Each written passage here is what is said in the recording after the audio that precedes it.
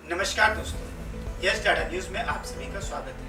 महाराष्ट्र सरकार ने कोरोना मुक्त गांव प्रतियोगिता की घोषणा की, जिसमें गांव अपने आप को कोरोना मुक्त कर जीत सकते हैं 50 लाख रुपए तक का इनाम। महाराष्ट्र सरकार ने ग्रामीण इलाकों में कोविड-19 को फैलने से रोकने के लिए इस प्रतियोगिता की घोषणा की है, ताकि गाँव वाले इससे प्रेरित होकर कोविड-19 को फैलने से रोकने के हर संभव प्रयास कर सकें।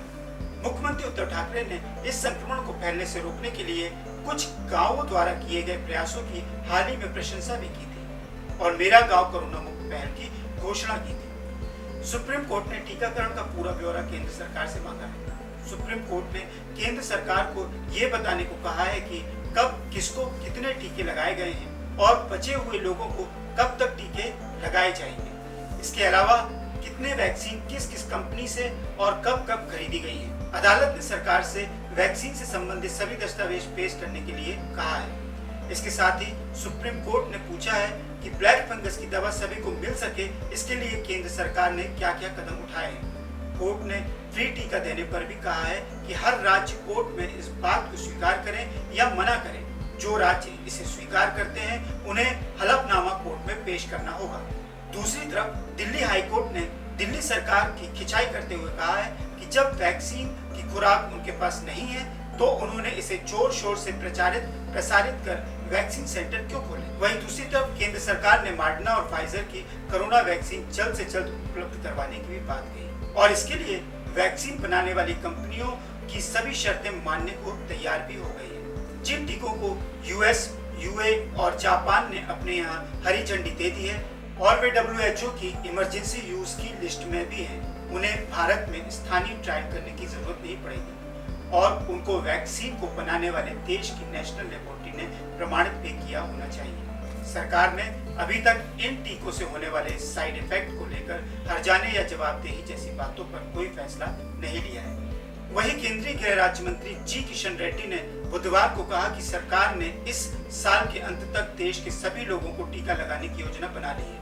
भारत में तेज गति से टीकाकरण हो रहा है। टीका लगाने के मामले में भारत दुनिया में तीसरे नंबर पर है। इस साल 1 अरब लोगों को टीका लगाने का लक्ष्य है। पुलवामा के त्राल के नगर पार्षद राकेश पड़िता की बुधवार को 3 आतंकियों ने गोली मारकर हत्या कर दी। हमले के समय उनके पास कोई भी निजी सुरक्षा कर्मी नहीं था। त्राल में ही उनका अंतिम संस्कार किया गया। उनके बेटे ने कहा, पापा ही हमारे घर में कमाने वाले थे, मेरी मम्मी हाउसवाइफ है और चाचा विकलांग है।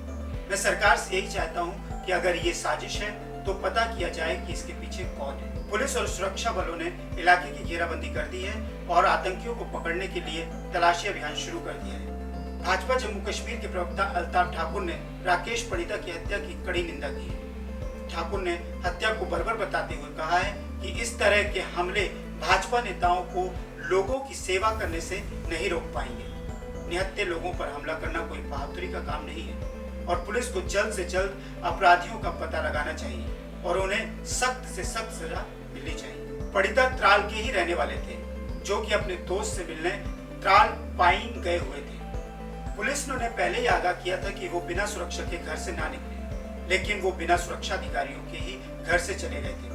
फायरिंग में पड़िता ने दम तोड़ दिया और उनके दोस्त की बेटी गंभीर रूप से घायल हो गई। LG मनोज सिन्हा ने भी इस घटना पर अपना दुख व्यक्त किया है। मुंबई पुलिस ने अपने ट्विटर हैंडल पर लिखा, वायरस के खिलाफ जारी जंग में बांद्रा की सड़कों पर मलंग बनना 2 एक्टरों को महंगा पड़ा। दोनों के खिलाफ बांद्रा पुलिस स्टेशन में केस दर्ज कर लिया गया है। हम सभी मुंबई वासियों से अपील करते हैं कि वो बेकार में हीरोपंती ना करें, जिससे कोविड-19 के सुरक्षा नियमों में चूक हो। लॉकडाउन के दौरान टाइगर श्रॉफ और दिशा पाटनी मंगलवार को दोपहर 2 बजे के बाद मुंबई के वैन स्टैंड पर कार में घूम रहे थे। इस कारण मुंबई पुलिस ने उनके खिलाफ बुधवार को एक FIR दर्ज कर ली है। FIR दर्ज करने के बाद मुंबई पुलिस ने लोगों को अलर्ट करने के लिए ये ट्वीट भी किया है। मशहूर फिल्म मेकर हंसल मेहता के पिता दीपक सुबोध मेहता का निधन हो गया। हंसल मेहता ने अपने सोशल मीडिया अकाउंट के जरिए ये खबर दी। उन्होंने अपने पिता के साथ वाली तस्वीर साझा करते हुए शोक संदेश में लिखा है, मैं हमेशा से सोचता था कि वो मुझसे ज्यादा जिंदा रहेंगे, पर मैं गलत था। आपसे फिर मिलूंगा पापा, दुनिया के सबसे हैंडसम व्यक्ति और अब तक मिले सबसे विनम्र और उदार इंसान। आपके अनकंडीशनल लव के लिए थैंक यू पापा। थैंक यू मेरे लेजेंड, मेरे हीरो। हंसल मेहता के पिता के निधन पर बॉलीवुड सेलिब्रिटीज ने भी शोक जताया। पूजा भट्ट ने लिखा, हंसल आपके और आपके परिवार के साथ मेरी संवेदनाएं। फरहान अख्तर, मनोज वाजपेयी, अपूर्व असरानी और म्यूजिक डायरेक्टर विशाल ददलानी जैसे कई अन्य लोगों ने भी दुख जताया है।